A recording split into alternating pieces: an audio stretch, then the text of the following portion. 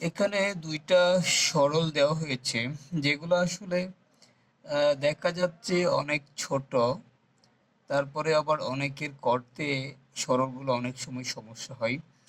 যদি আমরা একটু লক্ষ্য করি আমাদের সরলীকরণের নিয়ম অনুসারে, আমরা সবাই কম বেশি জানি যে হচ্ছে আমাদের যদি ডাবল বার থাকে তাহলে আমরা কি লিখতে পারি, শুধু একটাই, ঠিক আছে। তাহলে আমরা যদি খেয়াল করি এটার মধ্যে যেহেতু ডাবল বার আছে, তাহলে আমরা বারগুলো উঠিয়ে দিলাম। আরেকটা আমাদের টিক্স মনে আছে, যদি সমজাতীয় কিছু থাকে আমরা একটা লিখব। তাহলে এখানে ব্যাপারটা দাঁড়াচ্ছে, আসলে এটা মুখে মুখে করা যায় যদিও, তারপর আমি লিখলাম এটার আনসার এ পর্যন্ত।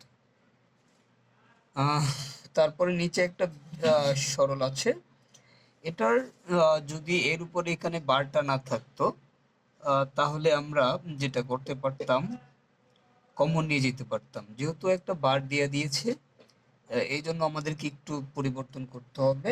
যেমন আমাদের এটাকে বিনিময় করতে হবে, এর সাথে একবার এবার যাবে, তারপরে আরেকবার এই এবারের সাথে আরেকবার যাবে বি, এবার প্লাস বি আসছে আমাদের।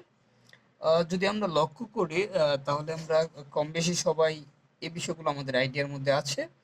এ বার প্লাস এ দিয়ে আমাদের হচ্ছে অনলি ওয়ান। সেক্ষেত্রে আমরা এখানে ওয়ান লিখতে পারি, এ বার প্লাস বি। যদি আমরা লক্ষ্য করি এই ওয়ানের সাথে যদি এ বার প্লাস বি গুণ হয়, তাহলে আমাদের যা আসছিল তাই। ইভেন আমাদের এখন আনসারটা হয়ে গেল এটাই।